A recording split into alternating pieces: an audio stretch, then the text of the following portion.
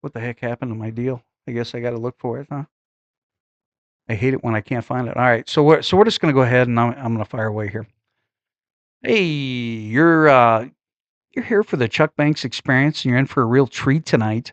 I've got kind of a former student whom I kind of look at as you know, a, I still see him as a young kid, a young whippersnapper, but that's okay because I've got him here tonight, and we're gonna look at some great stuff. Involved in running for representative. Um, and first off, in all seriousness, I want to start out first by, stating that the shoes that you're going to be filling, Blaine, I mean, we're talking about, a situation where a man, passed away here, and he has had Lee County in his heart for a long, long time. Do you want to share what it's like, or the ability to be able to walk in those shoes? I mean, the love and support has been like one of the most amazing experiences I've had, being able to not only be in the position to take over possibly for somebody who's had such a legacy, but I mean, politics, I'm in for 5 or 6 days and I got people coming at me like crazy.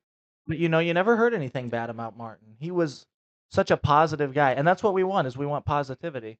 And so to be able to try to block out all that noise is going to be it's going to be a challenge, but he was able to do it, and I got a lovely message from his wife Connie the other night, and no, I it was just he's watching, he knows what's up. When I finally announced, they gave me this. They had a made up bracelets, commemorative bracelets with his military rank, and here I'll show you his military rank and whatnot, and the guys in the house were like, "Let's do this for Martin." So yeah, little Yeah. bit of him to carry around with me as well. But it's been such an honor to have the love and support, even though there's a lot of people that are against you come out and say, "Hey, we want you to do good things," and Martin would be proud. Well, I know that you had a little bit of time. And I know you're extremely busy, but you did take the time to listen to the promo. When we're talking about things that I've taught, right? It's crazy to me for somebody to just come out of the woodwork and stipulate and say, "Oh man, Blaine's a freaking idiot because he's just a Republican," or he doesn't have the experience, blah blah blah, right? Or they're just attacking your character and they don't even know you, or they haven't even taken the time to, you know what I mean, like investigate. Hey man, what is this kid truly about? I can't call you kid anymore. I got to call you young man. But You can always call me Kid Chuck. but no, I look at that, being attacked, and obviously it's a smaller, minute situation. But as a football coach, my kids heard it. My great students heard that crap. The Mhm. outside noise, and that's why I like doing these particular type of podcasts, is because, hey man, all bets are off. We don't have our ties on. We're sitting back, we're relaxing, and we can dig right in. Yeah, absolutely.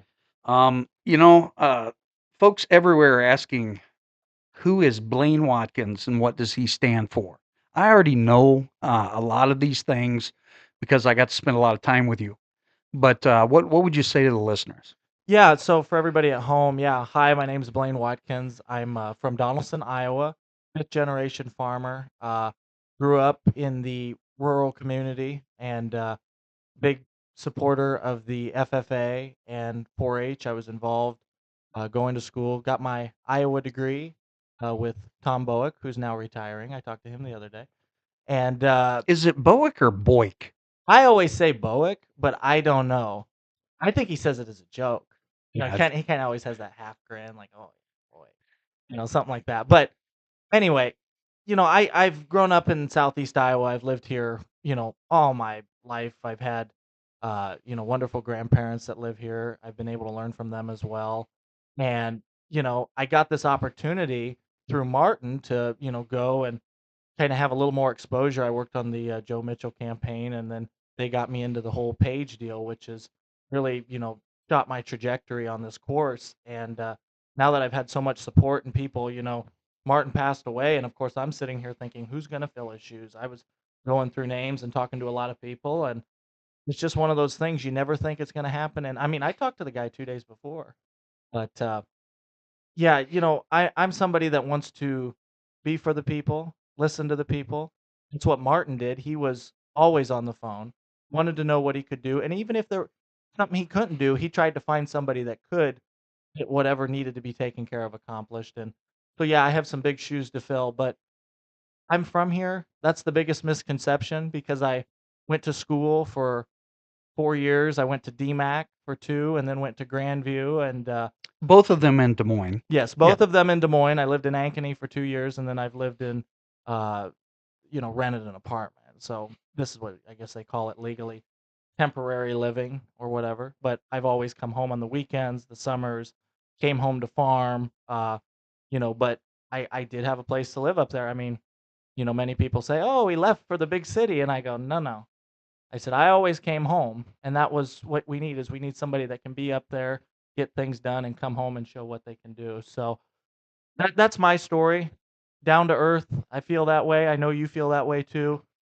I try to have a sense of humor, and Sometimes your sense of humor is a little bit odd, but I mean that's okay, right? I mean, you like it. Yeah, but I was a history teacher, I mean, Yeah. we can talk about that stuff later. So if you need any dirt on Blaine Watkins, hit me up. Anyway, so here's the second thing that kind of bothered me. I read an article, and I know that I shared this article with you because I mean, let's face it, it's important. It's important to understand, the talk that's going around out there. And someone mentioned something about the Koch brothers. Oh, Okay. okay. I thought the Koch brothers were more along the lines of other platforms. But anyway, I won't get into that because I don't want anybody to know what my political affiliation Yeah. is, right? I Yeah. mean, that's important. Uh, excuse, excuse me. So, when we look at this, what's your response to folks out there that make blanket statements about a young man who lives and breathes Lee County? I'd say they only have 3 weeks to figure out who I am or paint an image, and so they're scared. I mean, they're in a position where they say, "Hey, we've got, 28 days from when I was selected and to be the nominee." And they're just in a position where they go, "We have to brand him as something." And the amount of backlash you saw, there was somebody that posted about, "Yeah, he doesn't live here. He mentioned so and so, whatever," just stuff that is way over the radar. Go ahead. The thing that really bothers me is these are not even Fort Madison or Keokuk people. These are freaking Central Lee people, and that's where you graduated high school. Yeah. Yeah, it's unfortunate, but you have people and they have their ideologies and sometimes, they say you can just kind of go blind to that kind of stuff. And it's unfortunate, but you see a lot of it too where they'll come out and they'll say certain things about you and you go, "Hey, that's not true," but we're living in the land of we got 3 weeks. I mean, less than 3 weeks now. Now it's like 11 days, 10 days, something like that. Yeah, it's quick. It's quick. I mean, the 11th, that's the day you go out if you're going to vote on the election day, it's the 11th. Uh but it's really unfortunate. It's not so hard for me because I've dealt with it being up there, but it's hard for your family. I'm not gonna get into names, but I have family members that well, grandparents, I'll say grandparents. I have a lot. His grandparents will kick your ass. Yeah. Okay, I said that. Nana's coming for you. She's gonna no, but no, it's just hard because they wanna say something, but they know that they can't. And that was kind of my biggest thing when I was sitting there questioning, do I wanna do this or not? And I said, "I'm gonna go home and ask my family." And I didn't even get in the door. Dad's like, "You better have your resume ready. You're going." And Yeah. I was like, "I wanted to, but, that's the biggest thing, for me when it comes to the criticism, but, I mean, they'll hit you, "You don't live here." Senator Reichman, my boss, writes, "Oh, your smoking gun is a student, lived next to his college, wonderful, we're totally gonna win." So it's just like, what are you gonna do? People are gonna do it because they know the time frame is so short that they just have to put something out there. If it's true, not true. I've never met the minority leader in my life. She came after me like the next day. So they're going to do what they want to do. We have to be positive. We have to know what the people of this district want, and we're going to do a hell of a job. Speaking of grandparents, if you look on my back wall, and I know the viewers can't see it, but both of these were my grandfathers, who was a state senator and a state representative, for the Republican Party back in the 1960s. Hmm. So, it's pretty amazing, to do that. There were a lot of people that wondered why in the hell I didn't run for office. It's because my entire life, I had to deal with that particular component where they were constantly attacking. So what did I do? I became a coach. Oh Yeah. yeah, that's that. Mhm. Well, and for you, criticism is supposed to be something you can build upon. Hmm. As a coach, as a mentor, you say, "Hey, if you have a kicker and he's, kind of slicing it or whatever, or you're a golf coach." I know when I was with Mike Unger, that's always what he did is the criticism was to make you better. This criticism isn't to make you better. It's to make you look worse to everybody else. It's a mind game. Yeah, I got to throw out. I always thought his name was Mike Unger. Well, they screwed his t-shirt up. Okay. Anyway, He had a t-shirt and it was like they had it wrote like 2 or 3 times. So it was like ER, ER, yeah. ER, ER. We had a lot of weird names over there, so I had to leave. I had to go to Fort Madison to be Banks. I mean, that's We uh, did. You think of it, yeah, we did have yeah. some.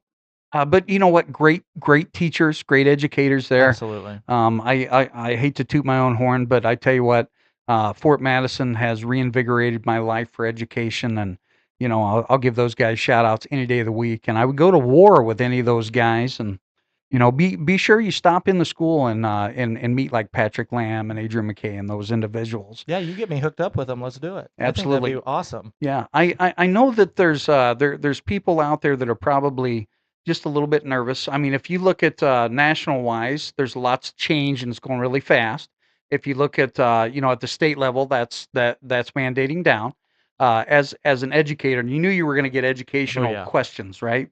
As an educator, there's a lot of people that are worried about Governor Kim Reynolds. You look at the private and the public and the fundage and how I think it was the representatives that wanted 2.6% and then the Senate passed 2.1. Is that correct? So, from the House bill that I've seen, so it was a 2.5, and then there were other sections of it that were getting more, so they instead of saying, "We're gonna put" 4% all the way in, or I think it came out to about 3.9.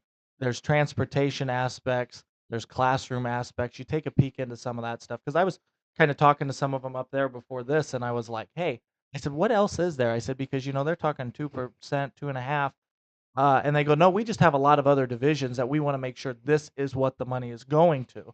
Now, of course, when you say, "Oh, Democrats wanted 4, Republicans gave 2," well, they gave 2 per pupil, but not 2 overall. There was more in there for different services that the schools provide. Kind of like special education is going to get a little bit Absolutely. more, and some of the now there's a lot of people that are nervous about if the Department of Education in Washington D.C. goes belly up, Yep. that we're going to lose national funding, which won't happen because you look at the representatives and the senators, they handle that. And they handled that prior to Jimmy Carter. And I think I said in my history class, I said, that's kind of when education itself started to drop, when you have more national control of it, because in reality, it would be nice to not have so much red tape from Washington coming into the state of Iowa that's pushing down to the local board of control. When in reality, it would be nice to what I mean, have the state working with the local board of control, allowing us instructors to get our creativity back. Absolutely. I'm gonna have to get him on staff. No, I'll tell you what, you're exactly When right. you're governor of the great state of Iowa, I Uh-oh. would love to be your educational advisor. I'll write it down. I don't know if we'll ever get there, but you never know. No, BS, 5 years. 5 years. I don't know about 5. We'll have to see. No, I totally agree, and that's the thing is, people are concerned when it comes to that. The problem is nobody's looking at what are the requirements gonna be. The requirements are gonna stay the same. What's going to change is we're now going to have a position where the states will say, "This is what is best for our constituents. This is how we are gonna meet that goal." Because here's the deal, Chuck, you look at California, you look at New Mexico, you look at Nevada, much different from maybe more rural agrarian, Iowa, Missouri. Even Illinois, I know they don't agree politically, but when it comes to their systems of schooling, you have the rural, you have the towns, you have, the private that's kinda out there a little more, and we just want a level playing field for everybody, and if they have a situation where we're now saying, "Oh, we're gonna have the states run it," but you still have to meet the requirement, that sounds like a much better situation than somebody up in Washington saying, "Well, I think this is what the children need to know," because every 4 years, we can't make up our mind, and we bounce back and forth. We've done this since, the Bush era.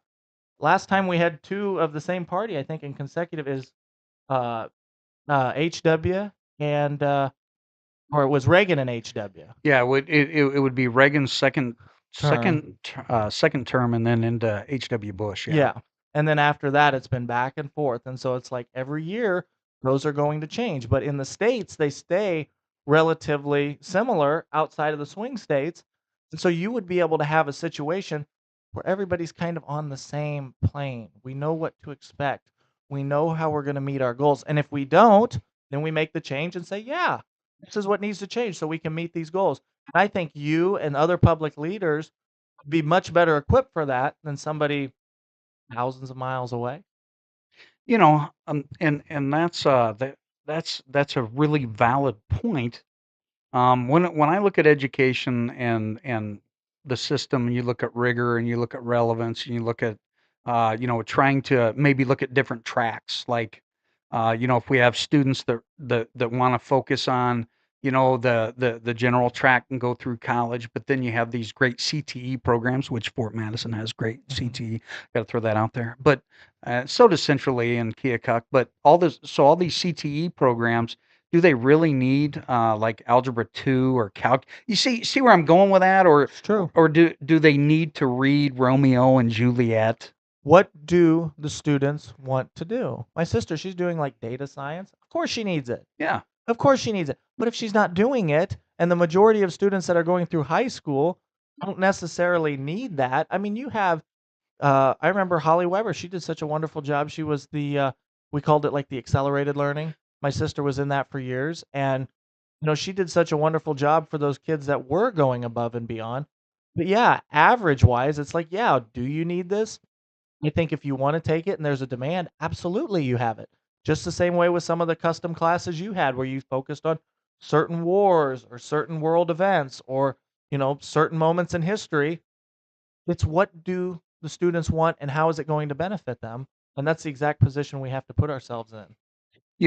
Just to bring, a common sense approach, to there. And I know that you're not afraid to tackle those type of concepts, which is important. So, let's talk about your interest in politics and a few folks out there that steered you along this path. Now, hate to toot my own horn, but I think I had 3 students, 1 Democrat and 2 Republican, and I think you were still up there, because you continued, but I think we have another, grad that's up there Oh, working as well. So, let's talk about that. yeah, no, it's Excuse me. it's been an interesting ride. I never thought I would be in that position, but it's kind of like you said, one thing I knew leads. he would. Of course, he says that. But, one thing kinda led to another, and like I said, Martin Graber was one of the people who really pushed me in that direction of, "Hey, come to the banquets, come to, the local stuff. You don't it's a couple hours, it's not that big of a deal, you can help us out." I'm like, "Yeah, why not?" And, I was messing with him and Terry Schrepfer one night, and he goes, said, "Oh, yeah, you need some, bonehead kid to go up there and make some jokes." I can do that.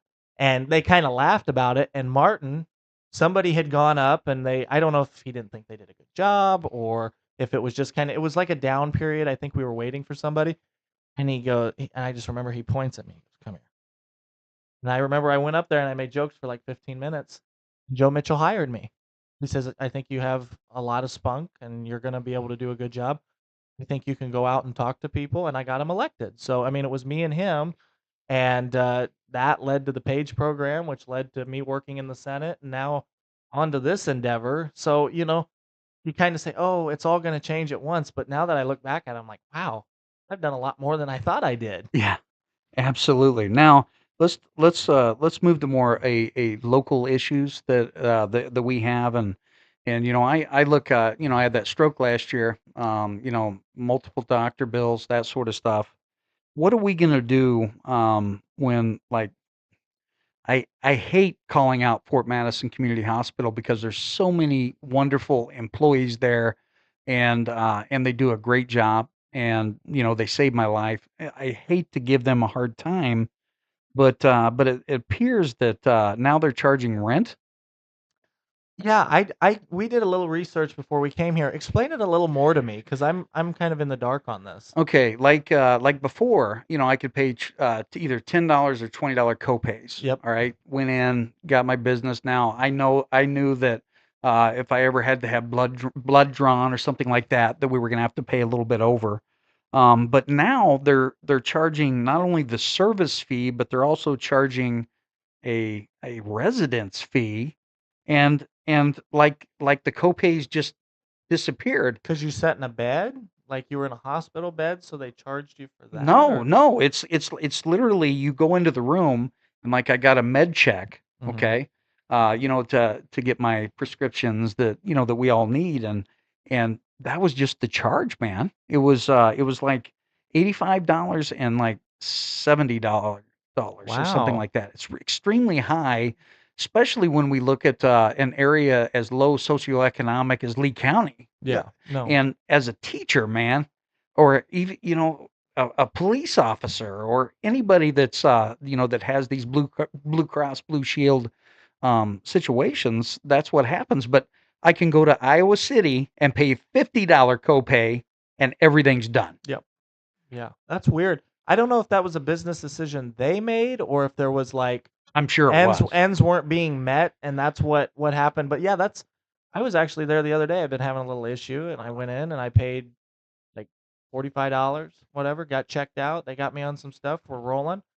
But, I go to Iowa City, it's the same deal. And it's just like, but I never got that. Now I don't know, were you there? You were just there for the day. No, I was literally in the hospital for 20 minutes I may have to for check my a med bill. check. I may have to check my bill then, because Yeah. I know I paid that day $45. So it Hmm. wasn't like astronomical.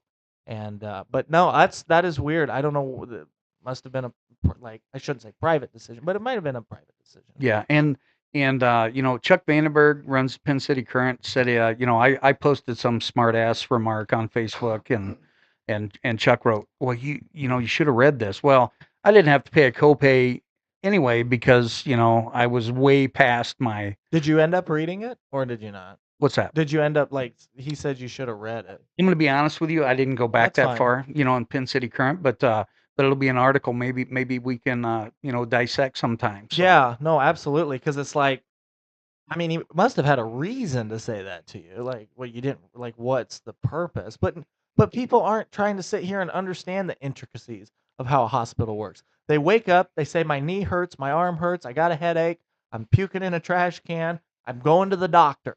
And now all of a sudden the bill has gone up for a fee. You wouldn't pay that at a dealership. Why would you pay it at a hospital? It's like, that doesn't make sense. People are tired of the fees.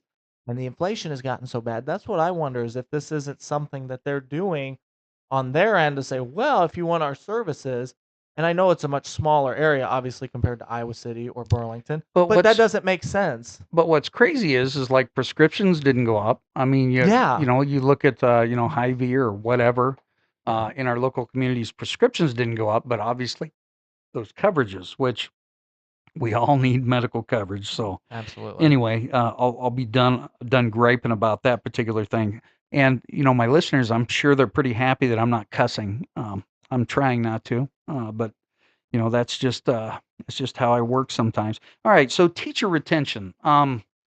This is a statewide thing. It's a national thing right now. Or if someone has a question, they can shoot us a message on Fix. In the state of nationally wise, 30% of teachers might leave the profession at the end of this school year. Hmm. Yeah, so I mean, and we talked about this a little earlier. We looked at some stuff. And when it comes to, getting people here, last year there was a bill passed to increase the teacher pay, because that was the big the inflation is terrible.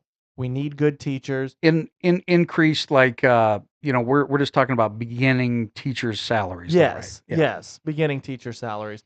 And you talked about these freezes earlier. I'm sitting here thinking, does that possibly play a role as well? I don't know if somebody's like, "Hey, they're going to freeze me next year. I'm getting out." Or, I've had people that, even substitute. My background with that too is it's like, "Hey, I got to pay for a whole nother certificate or I have to pay for this, that, and the other." Maybe it's not worth it to do anymore. The best thing we need to do right now is say, "Okay, if the issue is keeping them here because of the money, we've put something in place to do that for people that want to start because we want good teachers." I see all the time everybody I talk to in school, "Oh, I want to be a teacher. I want to be a teacher." And then we say we have no teachers. It doesn't make sense to me.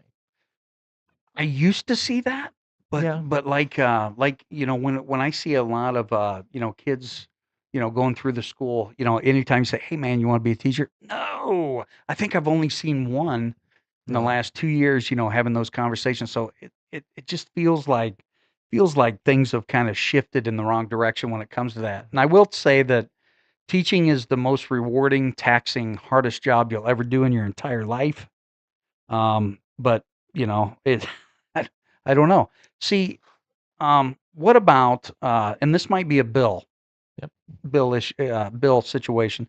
The governor passed the thing where I personally, as a master's degree, I have a master's degree, and now all I got to do is send in my $50 or my $85, and I get my license renewed, which is awesome. Yeah. Okay, because we sit in enough professional development and all that sort of stuff. But what about the teachers that even have a bachelor's degree that have been teaching 15 plus years? Is there any way that, I mean, could that be on the gambit, where they don't have to reach out and spend more money on student loans?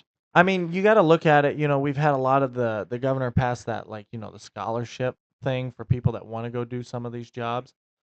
So she's kind of put it in the position for people who want to do it. Now, granted, the ones that have already done it, I knew there was a large question about, loan forgiveness. Obviously, the state doesn't want to be the piggy bank if the federal government doesn't follow through.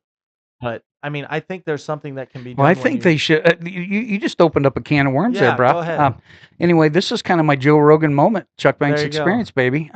Why not give me back all my Social Security and let me pay off my student loans with that? Yeah, that's a It's good my point. money, you know. Yeah, you'd be getting it anyway. Yeah, you'd be getting it later on anyway. Yeah, and that's the thing too, is it's like the prices have just gone through the roof. But that's what's happened ever since they did the making the loans backed by the government. Yeah, you're The schools would be stupid not to raise the prices. They go, "Oh, the people that can print more money in a day than I would see in my entire lifetime are going to fund our services?" They're going up. yeah. Now, how much did you pay in 4 years? I think I still got like 10 left. I luckily when I went to DMAC, Yeah. I made that decision as a financial thing. It was like 10. I mean, you get after probably 40. I'm Hmm. guessing probably 40, 45. That was with good, you go to like University of Iowa, you're paying 40,000 a year or I something think crazy. I think with I don't want Cat. to say that's Yeah, the yeah, yeah. number, but you know what I mean. I think she was in debt $15,000 for a semester, and then Dad was in debt for another 10. So Wow. you're pretty close. Now But what school? she did live up there, University of Iowa, though. Okay. Yeah, yeah, Yeah, yeah. better than like my alma mater, Graceland. That was, Mm. if you look at it now, it's probably $100,000 every 2 years. Oh Any, yeah. you know. But that's what I mean, and that's the thing too is what is anymore. I don't want to say there isn't a benefit because I've benefited from it. I've learned things that I wouldn't have known about, business and political science that I wouldn't have understood otherwise. But you sit there and you look at the pay or the bill and you go, that costed me that? Hey, I didn't even want to go to I didn't even want to go to that class. You know what I mean? Dude, it was a class called freaking ping pong, and I'm paying 25,000. Exactly. Exactly. I hope I blew everybody's freaking eardrums out when I said that. Anyway, What? no, I'm just messing. Did you say something? Yeah, I did. Um, let's talk property tax Yep. because I mean, dude, I'm seeing it on the news all the time, man. We're gonna get rid of freaking income tax. They're looking to get it down to, what is it, 3.5? Hey, That it's was good. the bill. I did get. I think I got. Thank you, Kim Reynolds. I got $28 extra dollars a paycheck. It's 50, $56. Now lower the damn gas, but Yeah. yeah. But man, property taxes, they're just, they feel like in our county, I mean, I hear it from people from Fort Madison. I hear it from people from, Keokuk. I happen to live in the Central East School District. Maybe I'll run for school board sometime there. I'll throw We that need out you there. there. We need some common sense. Oh man, I'm telling you. We But do. but I mean, it's going up everywhere. Yep. I mean, obviously, what do you call it? My mortgage does not go down, man, and it's insurance and that property tax thing, but we need it, Mhm. to survive. Do you think that if the national government, the Department of Education goes away, uh, our property taxes are probably not going to go up, right? From what I understand, I wouldn't assume. Okay. I would not figure that they would. Just like we talked about earlier, there's a lot of funding still that would be coming. It would just be more, hey, we're putting this on the states to figure out the system hmm where, there still are going to be the dollars rolling in. And then you might have to send an email to somebody saying I did these 5 things last week, which is, I saw a really good one. He showed me one earlier today, and it was, oh, Trump accidentally gets fired from being president because he didn't answer Elon's email. yeah, he tweeted him. He's good. Yeah, he tweeted him. Well, it's X, Babylon Bee. X, whatever it is. I love the Babylon Bee and the Onion. Right? Yeah, they're good. Yeah. You call it Twitter still? I think I use a different type of word, but anyway, we we won't. So back to property taxes, Yeah, right? yeah. No, We'll no, come the back. farmers are getting killed, Chuck. I Yeah. mean, it's the way it is. And, the average farm has Now, seen a 7 or 8. So, Go ahead. I would rather pay an extra 3 or 4 cents sales tax Sure. than I would pay any more damn taxes on a house that I'm going to own. Yep. You know what I mean? Well, and you're making the decision to buy a product versus, saying, "Oh, I would like a basic necessity, and the only way I'm going to get that necessity is if I give you a bunch of money because you told me to." I mean, like I said, we've noticed it. The farmers, it's like 35, 40%, and then you were talking Fort Madison. I look online, some of these places in Fort Madison, it's like 20, 30% increase on small businesses. Yeah. It's not going to fly unless you have all this money. You're either going to have large corporations come in and invest, and people are kind of, saying, "Ooh, I don't know about that. I don't know if I trust it. I don't know if we have the infrastructure." But if the small businesses want to come in and do it, they don't have a chance. Yeah. They don't have a chance. You want to open a restaurant, you want to open a store, it's like you got to have either big league credibility, like you're a name brand, or you're providing this, energy source, or you don't have a shot. I mean, it's gotten to the point where people, and I've talked to them, they go, I don't know if I'm going to be able to farm. And then I see people talk about, oh, are we going to have the windmills or the solar panels come in? And I go, I don't know if people really want it. I said, we can look at proposals and see what they have. And if I say leave the government just needs to stay out of it. If the people want it, amazing. But from what I'm seeing, I don't think they do. I don't necessarily know everybody, but we've had so much fight with eminent domain and all this past however many years. It's not going to get any better if people come down. Unfortunately, they're the only ones that can afford it. And we got to do common sense solutions.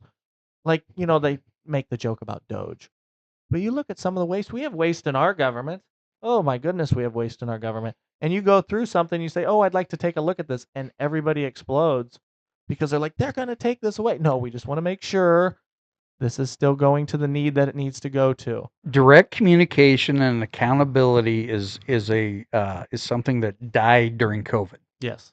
That's Uh, true. Probably beforehand, but and you remember back in my days when I said, you know, you want to ruin a country is you desensitize sex, drugs, rock and roll, and then you have an overly sensitive adult population Yep. because their kids are constantly seeing that stuff. But Absolutely. anyway, You called it TikTok brain, I think, when I was in school. I Yeah, a don't know. little. I don't know. I just I remember don't it even was. know if TikTok was around when you were in school, was it? Yeah, or it was Musically. But Well, no, it would have been yeah, TikTok was. It would have been like last end of my year, so like 20, okay, okay. 2020, yeah. We were Well, all on TikTok during COVID. I don't think I was on TikTok during COVID. I think we were. Maybe you weren't. Yeah, I mean, I'm on Twitter. Yeah, you're on Uh, Twitter. anyway, Instagram, IG. I like Instagram. I really like Instagram. I like the videos. I send you a lot of them. Yeah, they're very funny. Most of them are inappropriate, but no, I'm just kidding. I'm kidding, man. Just kidding. They're funny. Jesus. Well, I wouldn't share them with my mom. Anyway, No, Instagram is just Facebook, but it's like funny. yes, It's not minions. It's yes, not minion memes all the yeah. time, right? Yeah. You go on Facebook, it's somebody like cooking a Cornish hen or a minion meme. I don't like Facebook. I like watching the videos with the picture of the beans, and then it was nothing but a fart. I'll never grow up, but I'll never grow up. I never expect you to, Josh, but Yeah. I love it. Yeah. Anyway, what about good quality jobs in not only Lee County, but the entire southern, I'll just say the southern tier of the state, southern, whether it's the two counties straight across. I'm originally from Centerville. Yep. When they lost Rubbermaid, and then they lost Viscase, and then they lost Young Radiator, and I remember Centerville probably lost about 2,900 people in their town. But you look at the low socioeconomic status. I'm seeing like a rise in people that are homeless, Yeah. and this bothers me. As a person, that educates and loves my community because shit, I said that. Sorry. Poop. I love this community. I love Southern Iowa. It's a much better feeling than if you're from Pella, because if you're not Dutch, you're not much. I think I've said that a few Yeah. times too. Yep. And it must be a Centerville Pella thing. Yeah. That it goes all the way back. But man, how do we get the good quality jobs here? How do we fix the mindset, or how do we get out of the rut of having like generational people that are constantly being they're constantly in this lower socioeconomic rut, because ultimately I would love everybody to get out of that crap, and to be able to survive, and especially an overly stimulated inflational period that I've not seen since I was a young kid, and I really don't remember it. But I can remember my parents saying that they bought a whole case of peanut butter because it was cheaper to buy the whole case. But man, we're living in a situation right now where, in inflationary period, it's rough. Yeah, you have two things. You have affordability and you have involvement. Affordability, obviously, we kind of got into it already, but you know, advocating for common sense policies of, what can we do to bring the prices down? We want people to come in and invest when you have competition, and if we make it a good enough playing field where people want to come down and compete, you'll see those prices come down. The only way they come down is the second part, involvement. You have to find a way to get people involved, and that doesn't mean you have to go to school for 4 years. I know it feels like you have to. I felt that way. I think in my situation it did benefit me, but there's a lot of people that would go, "Oh, I'd love to, raise my own dogs, have my own shelter here. I'd love to run my own car wash. I'd love to have a small business." But my generation, we haven't had that ability. We are talking about, "Oh, I'll rent for a few years and then I'll get a place." And then you look at a place and you go, "Ooh, I'm going to rent a few more years." And it's gotten to the point where young people, especially my age, 20 to 25, are going, "I'm just going to enjoy my life, and yeah, maybe I don't have the ambition, but they kind of have the excuse that it's somebody else's fault." And unfortunately, we've been put in a position where you go to the store and you say, "Man, I'll just go to McDonald's. I'll just give you $5." And people are becoming unhealthy. They're becoming inactive. And they're just not being in the position to do great things. And that's what this country was founded on, Chuck. We have to do great things. And we can do that in the state of Iowa. We just have to make sure we have the competition, the involvement, and the affordability. How do we fix the massive mental health issues that are not only affecting our youth, but are affecting, like, even this 52-year-old fat guy here? It's insane. It's insane. You never think about it until it happens. You go, "Oh, somebody, they're on this or that, and then it happens to you. And I've seen people in my life. I've been fortunate enough that I've never had, to be medicated for a Yeah. long time due to that. You obviously have illness and death and things where people may have to get on something for a while, but you see it more and more often. And it's like the morale has gone down. Well, what's changed in that period of time, Chuck? You know it better than anybody else. We're all on our phones. We are all antisocial social media lights. It is everybody knows everything about everyone. Nobody thinks about you as much as you do, and that's what's going through the minds of kids. And so the governor puts forward a bill about the phones. You don't I need the like phones. it. You do. I do too. Okay, here's the thing on that. Now, Fort Madison, it's very similar to what the governor's proposing anyway. But in Fort Madison, they're not allowed in the classroom. They still sneak. All right. I'm here to tell you that Blaine was really good at it until I shut the lights off, and then we have those glowing crotches. But anyway, look at him That sounds smiling. like a Monty Python movie. It was, I think. I think Merck showed it. It wasn't Chuck. Anyway, The glowing. I've lost my will to ask the question. The dynamo. Anyway, dude, this is going to be a great show. This is going to be the greatest show of all time. I don't even remember where the hell The I was greatest going with talk that. show in the history of talk shows, right? No. Yes. By George, I'm making politics great again, The ladies and phones. gentlemen. The phones. The phones. All right, thank you. Again, I had a stroke, so I'm gonna use that. I'm gonna use that for as long as humanly You better not possible. go after him for that. You're going to be all over social media. It's all good. Anyway, but we already do those types of process. But what I would like to see is I would like to see where if they do have a cell phone on them, they have to put them in the office in this. You know what I'm saying, Yeah. like a checkout. But phones are the distractions that are out there for the youth, or and even me. I'm addicted to these damn things. Yep. It's terrible. Again, I share those stupid memes with you and about 15 other guys, and especially the Fort Madison school board president, Josh. He gets a lot of them. I know he gets a kick out of it, but uh, crap, going crazy here. But I think it's good. Yeah, I do too. And I think there's a positive when it comes to if you're in class, you're supposed to be focused on the material. I know there's a lot of people that are concerned about, in my opinion, like I said, put it in your pocket, turn it on silent. If you don't need it, don't use it. That's what the rule should be. And then, oh, I see you on it. I'm not, because people are very attached to their information. Their phone is their life.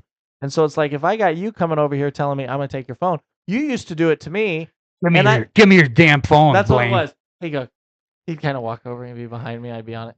Give me the damn thing. I go, ah, you caught me. So then I give it to him, but I didn't care. Yeah. But some people, they're so attached. But what it should be is if I see it, put it away. But the thing people are concerned about is with all these weird things, people walk into a school, somebody gets shot, somebody gets killed, you have a shooting, and then the parents go, I couldn't talk to my child. And it's like, I get that. I agree with you. That's why you need to tell your kid to turn the stupid thing on silent, put it in your pocket, and pay attention in Quit school. texting them during freaking math class. Yeah, I know. I see it's a lot of people. They'll be like, I'm texting my mom. And I'm like, really? Like, my mom doesn't text me in school. If my mom texted me in school, one of three things would have happened. You had somebody die, had to be at a doctor's appointment, or I forgot to take my medicine. That's what it was. Or he was in Derek Merck's class. Yeah, Derek Moore. Oh, gosh. Great dude. What is he doing now? He's teaching up in he went back to the Boone area, and I think he's teaching. I can't think of the name. Greene County High School, I think, up in Still that doing area. history. Yeah. Good. Yeah, He- he was wonderful. I only got to have him that one year, but he was like very energetic.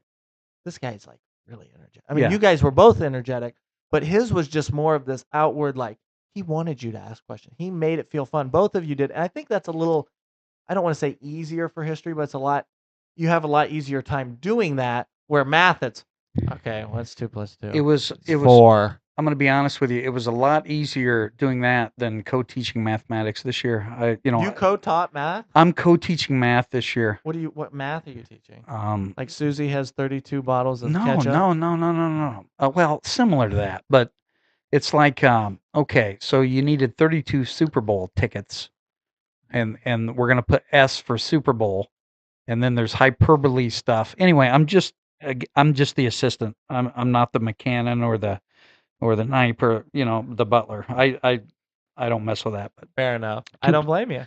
2 plus 2 is 48. Anyway. All right, so let's move on here because we'll never get through what we need No, to we get through. won't. We won't. I could talk for days. You and Um, me both could, yeah. I like to use my head like Lincoln did. But anyway, what are the Wow. yeah, hey, boom, man, had an epiphany. We used to have a guy that worked at the Capitol. He had 2 pairs of socks, and Serious? he wore one sock had Abe Lincoln I on it. wear Crocs. No, let me No, I'm finish. just messing with you. He had 2 socks. One was Abe Lincoln, one was JFK. He called him his mind-blowing socks. Oh my He God. worked in the back office. Can you Sam, if you're out there, me and Zeke love you. But no, can you hook him up to come on the Chuck Banks maybe Experience we'll have because to see what he's doing if he wants to make the 3-hour trip down here. But no, he used to have that, and he called him his mind-blowing socks. You remember that? You oh never my saw God. that? You know That was that okay. that He that was doesn't know anything. a sick joke. Anyway, You started it. I know. What do you believe the core responsibilities for someone elected to this office? What's the core?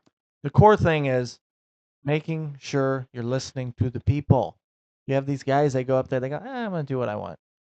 And then they come home and people are upset and they go, well, I did this because you people do this. And it's what you need to do is just say, and I made this clear whenever I'm talking to people. Me and Senator Reichman have like a perfect way. He's actually the one that showed me how to do it. We have a constituent file. So if you mention any of the schools in my district, you mention any of the towns in my district, any of the, municipalities in the district, you get on a folder and it automatically puts you in a folder that says constituent email. Those are the first things we go after because we'll get messages from England. We'll get like the most random stuff. I said one of these Microsoft calling. Yes, exactly. Okay. Your computer is broken. So that's what would happen. I'm gonna be in trouble. Yeah, you No, are now, man. but Oh God. no, he was telling me this was somebody that messaged him. Yeah. I'll put it on him. But no, you have to listen to your people. And we have so many people down here that are worried about, they're feeling the pinch, afraid, are we going to get rid of fire department? No, we're not going to get rid of the fire department. Are we going to get rid of EMS? No, we're not going to get rid of EMS or the police. And there was somebody that really came after me hard the other day he was a 911 dispatch guy. We were talking about all these, Fort Madison, they want to do the new fire station if they can get the grant money. I hear there's a good chance they're on Miller Meeks' short list. So they may get some money to do this whole fire station. But we're in a position where people have concerns about, hey, are we getting rid of essential services? We're not getting rid of essential services. But a guy came after me pretty hard and he said, I'm afraid we're not gonna be able to run the 911 dispatch, but we're gonna have all these other things funded. I said, you're telling me we're gonna keep the police department, the fire department, EMS, and you're gonna have no way to call them? It was an actual conversation I had a week ago, and we talked, and by the end of it, we were pretty friendly with each other. We had some disagreements, but he sat down and he explained to me what their concerns were, and I don't know if he's had that from anybody. And that's what I want to do.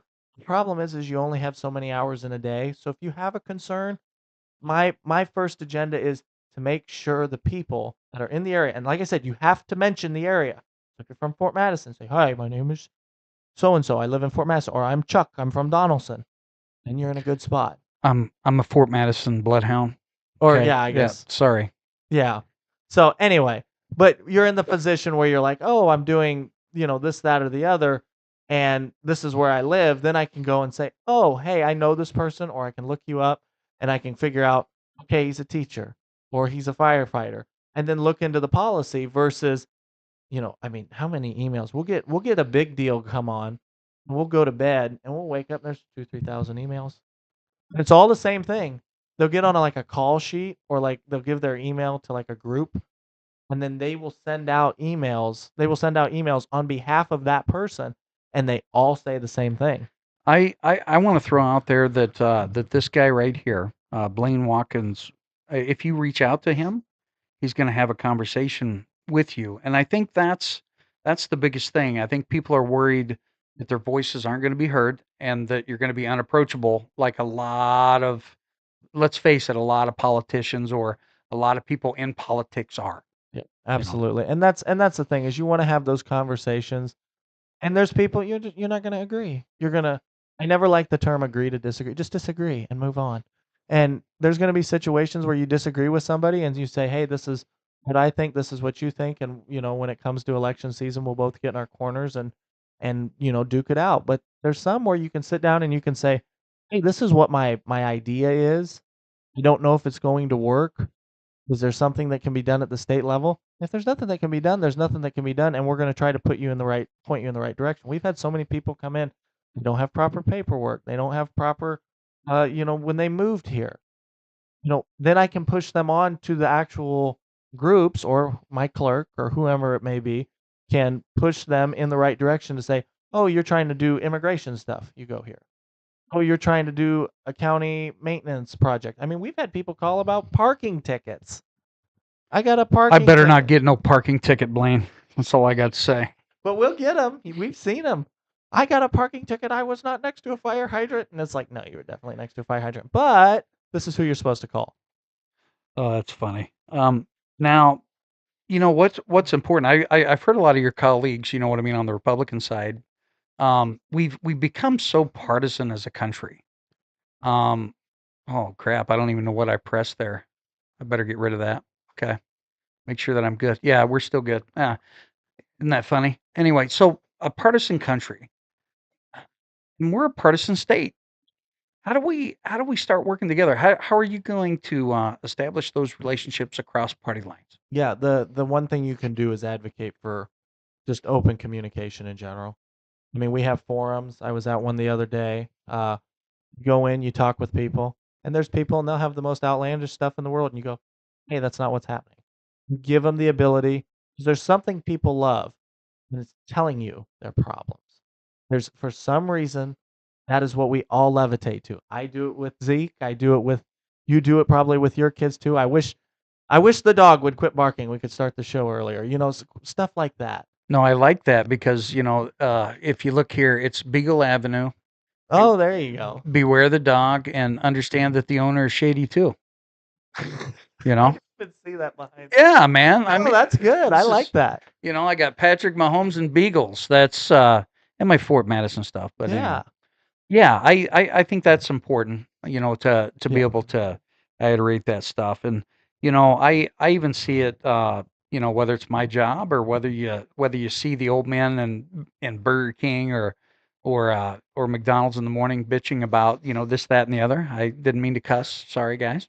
But this is Beagle Avenue. Anyway, all right. So, but Shady guy. yeah, a little bit shady today. But we got to become better as a nation, or better as a group of people, to be able to have those conversations. And I'll throw this out there. I did write a book, and I said this last time in 2015. It's called Around the Dinner Table: Religion and Politics: The Butthurt Saga.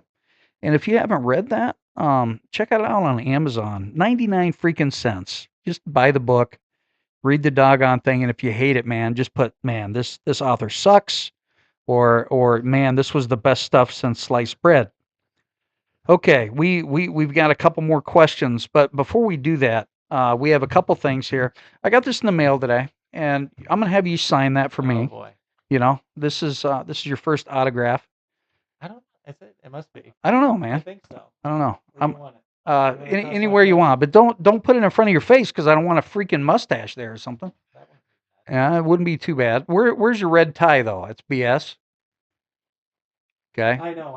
I should have had my red tie. I know. I didn't want to. And got to make sure that they can hear me. But I'm going to give you a copy of Dog Mentality: Story of Mediocrity Becoming Elite. I'm going to sign this baby. Wow. There you go. I'm only charging you, $8,000. I'll have to talk to the treasurer about that. Dude, I heard from Doge though that we could get that done. Anyway, no, I'm just kidding. If we get the $5,000 checks in the mail, we might be able to. I'm thinking it's going to be 8. Okay, It could so be. last few questions here. In seriousness, what characteristics or principles are most important for an elected official? And I'm going to throw in a little twist. Okay, there's a lot of people that are taking different jobs throughout the country, and it's really nice to see the youth or the younger people become involved, especially to us. What do you want to call it? Gen X, F around and find out. And it's really nice to get some young bucks in there to get some things done. But how are you going to articulate? Because I think you're running against what's her name? Nanette Griffin? Nanette Griffin. Was she a former representative or? No, so she actually ran against Senator Reichman Okay. the last go around, and then they tapped her for this thing. I think she does like a tire and muffler shop. I don't want to give her too much promo, but Yeah. uh, that's all I really know about her. What's sad is I know nothing about her. She's never reached out, you know what I mean, to Donaldson, Iowa. And and again, I haven't taken the time to, you know what I mean, to investigate, some of those things. And there's a lot of times though that when there's a lot of fire out there, it's fun to investigate. But Biggest problem is telling people what's going on. yeah. Because yeah, when Martin passed, people knew something was going to happen, but what that is, when it's going to be, and I think we're doing right now a tremendous job in getting out, talking to people, having events, and Well, that's the biggest thing you can do. I mean, this was like lightning fast. I Yep, mean, yep, yeah. No, I was like, if I wore the red tie, then I'd have to do the spray tan, well, no, which no. isn't bad. I've done it, but it's whatever. I'm thinking that you missing some front teeth here in a little bit, but Oh, yeah. I sign it, and then here we go. all right. Last question. What areas of public policy are you personally the most passionate about? Yeah, we've seen so much, wasteful spending, and people feel like their voices haven't been heard. And, I think if people were to have the ability to draw the connection between what we're doing and how it's affecting them, people just feel disenfranchised where they're like, "Hey, this is something that happened. It's the frickin' government's fault. I don't know what to do, but they suck." And it's like, you wanna be able to you put yourself and your community in a position where you can get up and say, "We're trying to make things more affordable. These are our next steps." It's the affordability, and it's the common sense policies. We don't wanna get into this far left or far right realm. We want Southeast Iowa values, and we want to be in a position to say, "We wanna make this the best county and maybe the best district in the state," but we have to do it by putting common sense first, allowing people to invest, allowing people to come in and do wonderful things for the community, and just making sure that our people are taken care of. You talk about all the people that are disenfranchised right now.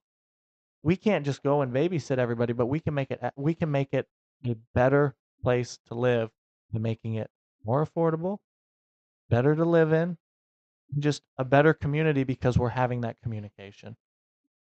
100%. I appreciate you coming on tonight, Blaine.